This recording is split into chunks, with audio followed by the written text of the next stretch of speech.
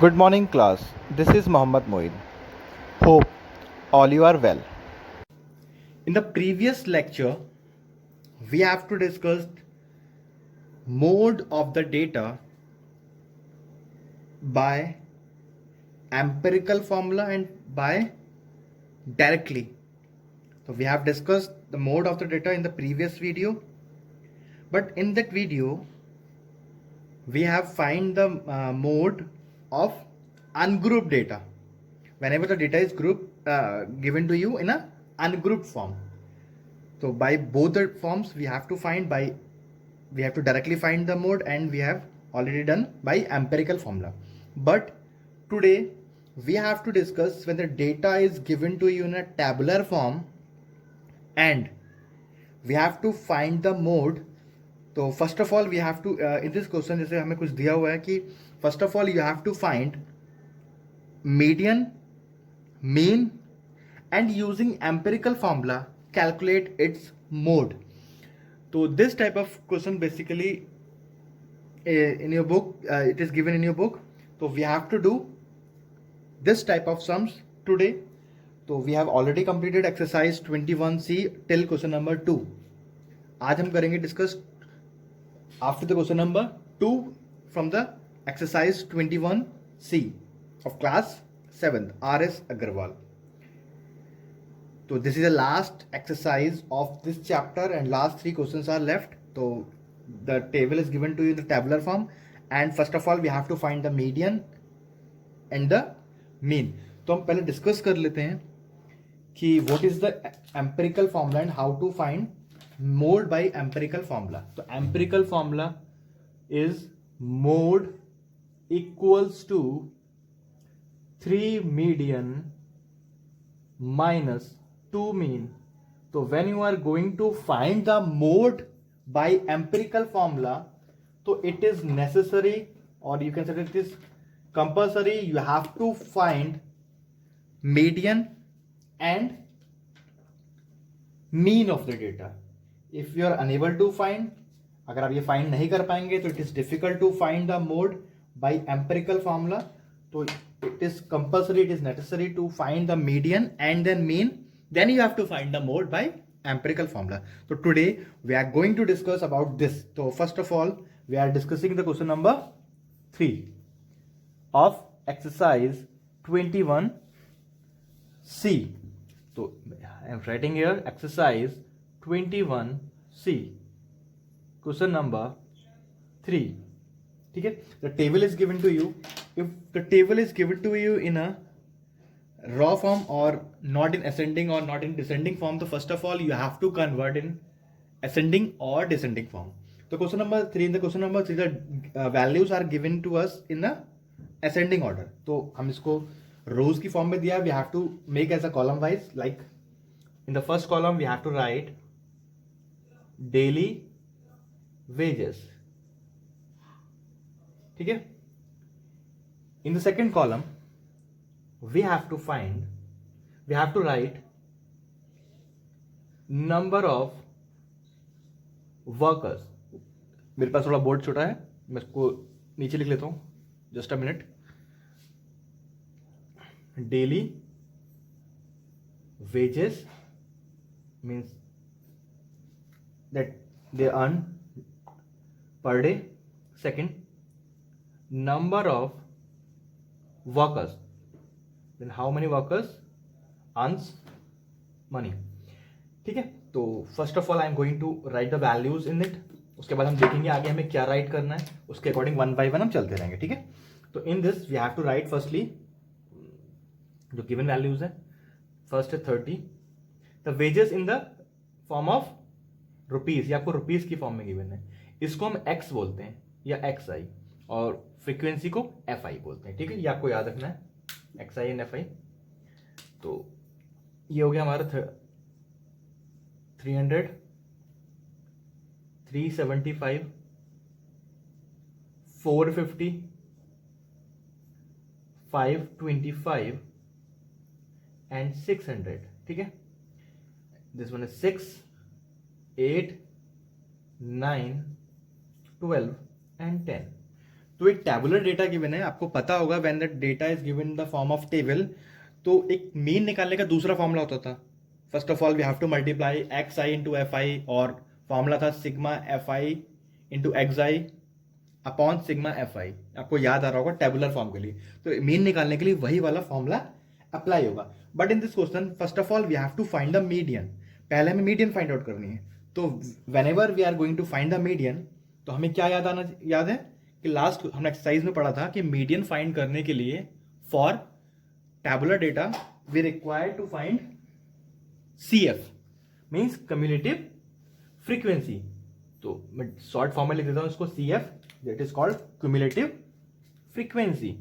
तो we need to find cumulative frequency. कैसे find out होती है वो देख लेते हैं. फर्स्ट यही नंबर रहता है, आपको पता होगा. सेकंड इन दोनों को ऐड करना है, दैट इज 14. थर्ड इन दोनों को ऐड करेंगे, दैट इज 23. नेक्स्ट इन दोनों को ऐड करेंगे, दैट इज 35. नेक्स्ट इन दोनों को ऐड करेंगे, दैट इज 45. तो हमारा वैल्यू 45 सही आई है. इसमें यही बोल रहा था दे आर 45 वर्कर्स. ठीक है. तो मीडियन निकालने के लिए हमारे पास टेबल कंप्लीट हो चुकी है. इसको बाद में मैं प्रॉपरली ड्रॉ कर दूंगा. तो here n equals to 45 means odd. तो we have to use the formula to find the median for odd. क्या था? n plus 1 upon 2th term और ऑब्जर्वेशन. ठीक है. क्या आ जाएगा ये हमारे पास? सामने लिख देता हूं मैं. n मतलब 45 प्लस 1 अपॉन 2th टर्म कितना आ जाएगा? Equals to 46 upon 2th term means observation means 23rd third term equals to. Now see कि which term is on 23rd place. 23rd place पे कौन सा नंबर आ रहा है? तो अगर आप देखें ध्यान से 23rd प्लेस पे ये आ रहा है, क्योंकि 9 यहां तक 6 यहां तक कंप्लीट हो चुके हैं, 14 यहां तक कंप्लीट हो जाते हैं, 15 16 17 और टिल 23 वो इसमें लाई करेंगे सारे नंबर. तो हमारे पास क्या है? 23. वो क्या नंबर हो गया हमारे पास? 450. तो यू कैन राइट 400 रुपी और दीज आर द वेजेस. तो you have to write unit. तो रुपीज 450. ठीक है. ये हमारा क्या आ गया? मीडियन आ गया. Now we have to find the mean of the data. तो या तो आप दूसरी टेबल बना लें, या फिर आपको जरूरत नहीं है दूसरी टेबल बनाने की, इसी में आप एक कॉलम और बढ़ा लें. नेक्स्ट कॉलम में आपको पता है क्या आया था? When we are going to find the mean by tabular form, तो हम निकालते थे इसमें the product of FI and XI, दोनों का प्रोडक्ट. तो first of all we have to multiply, दोनों की मल्टीप्लाई करते हैं. ठीक है. 6 3 18 मीन्स 1 8 और 2 zeros. आप ध्यान रखना जो सेकंड नंबर राइट करेंगे यूनिट प्लेस के नीचे यूनिट प्लेस लिखना और टेंस प्लेस के नीचे टेंस, 100 के नीचे 100, जिससे इनको ऐड करने में कोई प्रॉब्लम ना है. ठीक है. 8 5 40 कैरी 4, 8 7 56 and 4 60 carry 6, 8 3 24, 24 and 6 30. तो ये आ गया हमारा 3000. ठीक है. 9 0 0, 9 5 45 कैरी 4, 9 4 36 and 4 40, 12 5 60, 60 का 0 कैरी 6, 12 2 24 and 6 30, 30 का 0 कैरी 3, 12 5 60 और 3 63. ठीक है. नाउ नेक्स्ट वन नीचे लिख लेते हैं इसको. Next this is 600 into 10 6000. ठीक है.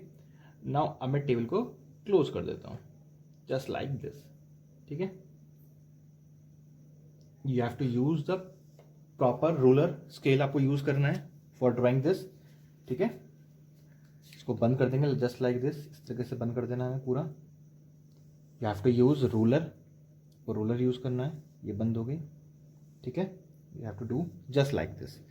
इन this column you have to write total, कि how much the total of this. तो first of all we have to know about the formula of mean for tabular data. तो mean means we have to represent mean by x bar equals to sigma fi into xi upon sigma fi. Means the first of all you have to product fi and xi and you have to add them. उसको add करना है, फिर वो ऊपर लिखना है. sigma means summation, add.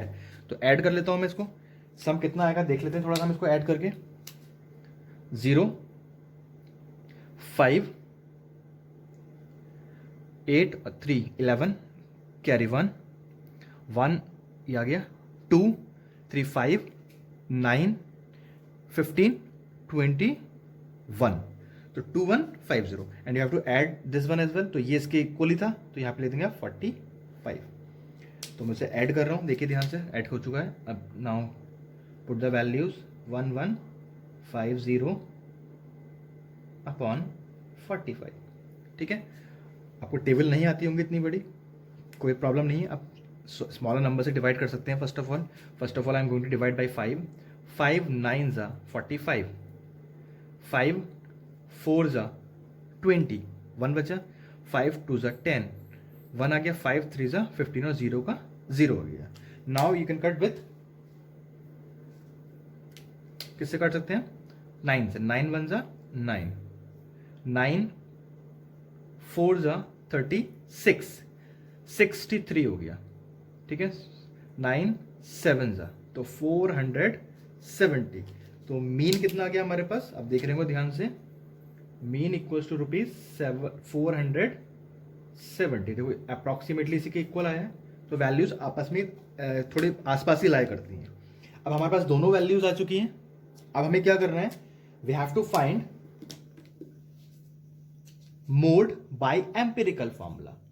तो mode equals to 3 median minus 2 mean. ठीक है, इक्वल्स टू 3 मीडियन. तो 3 इंटू मीडियन, मीडियन मतलब 450 minus 2 into 470. First of all I am going to calculate this. 45 है, इसकी मल्टीप्लाई करेंगे 3 से, 0 का 0, 5 3 से 15 कैरी 1, 4 3 से 12 और 1 13 माइनस 47 इंटू 2 कर लेते हैं. 0 का 0 आ गया, 2 7 जा 14 कैरी 1, 2 4 जा 8 और 1 9. Now I am going to subtract this. इसको आपस में सब्ट्रैक्ट कर लेते हैं, देखते हैं सब्ट्रैक्ट होने के बाद कितना आंसर आता है. अगर आप नहीं कर पा रहे हैं डायरेक्टली तो you can do rough side. Rough नहीं है मेरे पास, यहाँ कर लेता हूँ मैं 1350. उसके बाद में रफ कर दूंगा मैं 940. 0 का 0, 5 माइनस 4 1, 13 माइनस 9 4. तो 410 is the mode of the data. अब देखिए तीनों ही वैल्यू डिफर है. आप देखो तीनों ही वैल्यू सेम नहीं लग रही होंगी आपको देखने में. तीनों वैल्यू डिफरेंट आ रही हैं और हो सकता है वैल्यूज कहीं लाई भी नहीं कर रही हो इसमें से, उस एक्स में नहीं गिवन हो. तो it is not necessary, it is not compulsory कि all the values are come from the given data. उसके मिड में कहीं वैल्यू होगी, वो उसकी मतलब इस नंबर से छोटी नहीं होगी और इस नंबर से बड़ी नहीं होगी, मतलब इसके बीच में ही वो वैल्यू लाई करती है. तो आप देख रहे हैं सारी वैल्यू अलग लाई कर रही हैं, डिफरेंट है. मोड भी अलग है, मीन भी अलग है, मीडियन भी अलग है. और ये भी हो सकता था कि सारी ही वैल्यू सेम हो सकती थी. ठीक है, तो इसमें कोई प्रॉब्लम वाली बात नहीं है. तो ये हमारा आंसर कंप्लीट हो गया है. तो till here you have to solve. ये मैंने रफ किया था ऊपर, मैं इसको रफ कर दे रहा हूँ. रफ वर्क था मेरा, इसको मैंने रफ कर दिया. तो this is the solution of the question number 3. ठीक है, first of all we have to find the median, that is 450, then mean 470 and then mode by empirical formula. Now question number 4. तो question number 4 same है बिल्कुल. The following table shows the marks obtained by 41 students of a class. You have to find the median, mean and then mode by empirical formula. So this question you have to do it yourself. मैं आपको question number 5 करा देता हूँ उसका. ठीक है, question number 5 भी same है. The following table shows the weight of 12 players. Weight are given to you of 12 players. You have to find the median, mean and then mode by empirical formula. So here we have to discuss about the question number 5. मैं इसको right कर लेता हूं. First is in the first column weight, in the second it is in kgs क्योंकि हमें लिखना पड़ेगा बाद में इतना kg, then number of players, ठीक है। फिर अगेन आपको पता है नेक्स्ट कॉलम में क्या बनाया था हमने, CF and then product of FI and XI, dot का मतलब होता है मल्टीप्लाई, प्रोडक्ट, ठीक है। इसको हम राइट करते हैं सिंबल XI से, इसको हम राइट करते हैं FI से, इन दोनों का प्रोडक्ट यहां पर रहेगा, ठीक है। Now I am going to write the values here, that is if these values are not given to you in ascending or descending, then you have to convert it, but here already given in the ascending order 50, 48, 50, 52, तो मैं इसको directly right कर लूंगा क्योंकि ascending में दे रखे हैं ये 54 एंड 58, ठीक है। These are the weights of the players, ठीक है। How many students having 48 kg weight, तो they are 4 players, 50 kg weights 3 players, 52 kg 2 players, 54 kg 2 players and 58 kg 1 player having. Now we have to find the CF. CF आपको पता है, इससे निकल कर first में 4 ही आएगा, in the second you have to add them 7, इन दोनों को ऐड करिए, देन 9, इन दोनों को ऐड करिए 11 एंड इन दोनों को ऐड करिए 12, यही हमारा सम ऑफ FI होता है, ठीक है। In the next column we have to write, मैं अभी भी मल्टीप्लाई कर सकता हूँ, बाद में भी कर सकता हूँ जब मुझे रिक्वायरमेंट हो, बट मुझे पता है कि मुझे मल्टीप्लाई करना ही करना है, जैसे मैंने लास्ट क्वेश्चन में किया था। तो आप क्या करें, अभी ही मल्टीप्लाई कर लें, बाद में डायरेक्टली हम सारे क्वेश्चंस को, सारी वैल्यूज को सॉल्व कर लेंगे। तो इन दोनों की मल्टीप्लाई 8 4 32, कैरी 3, ठीक है। 4 4 16 और 3 19, 5 3 15 मीन्स 150, इन दोनों किससे मल्टीप्लाई कर लिए तो 104, 52 2 104, 54 2 108, 58 1 58। अब यहाँ ध्यान देखिए, मैंने यूनिट के नीचे यूनिट, टेंस के नीचे टेंस और 100 नीचे 100 प्लेस का नंबर राइट किया है, ठीक है। अब क्या करना है आपको, यू हैव टू